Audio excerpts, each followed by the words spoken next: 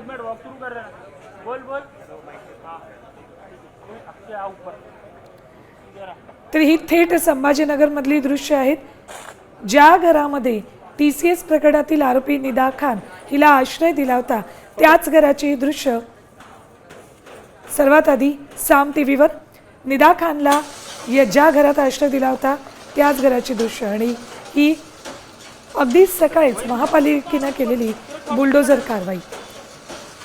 या घराला पाडण्यात आलंय, मतीन पटेलचे घर आहे, हे घर अनधिकृत होतं, इथे अनधिकृत बांधकाम करण्यात आलंय, ते घर पाडले। चल रोल।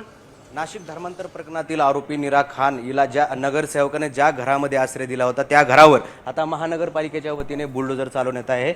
मतीन पटेल याच्या कार्यालयावरती आणि तेथील घरावर वरती मालमत्तांवर बुलडोझर चालवल्यानंतर आता आपण जर पाहिलं तर ज्या घरात नीरा खान हिला मतीन पटेल यांनी आश्रय दिला होता त्या घरावर महानगरपालिकेच्या वतीने बुलडोझर चालवण्यात येत आहे। महानगरपालिकेचं अतिक्रमण हटाव पथक जे आहे ते या ठिकाणी दाखल झालं आहे ना, आता या कारवाईला जी आहे ती सुरुवात होताना आपल्याला पाहायला मिळते। महानगरपालिकेच्या वतीनं आता या ज्या घरात नीरा खानला आश्रय दिला आहे त्या घरावर बुलडोझर चालवण्यात येताना आपल्याला पाहायला मिळत आहे। नाशिक पोलिसांनी काही दिवसांपूर्वीच नीरा खानला याच घरातून जे आहे ते अटक केलेली होती आणि त्यानंतर मतीन पटेल याने तिला आश्रय दिल्याचं जे आहे ते समोर आलेलं होतं आणि त्यानंतर महानगरपालिकेच्या वतीने जर आपण पाहिलं तर मतीन पटेल याच्या अनधिकृत बांधकामांवरती बुलडोझर चालवण्यात येताना आपल्याला पाहायला मिळत आहे।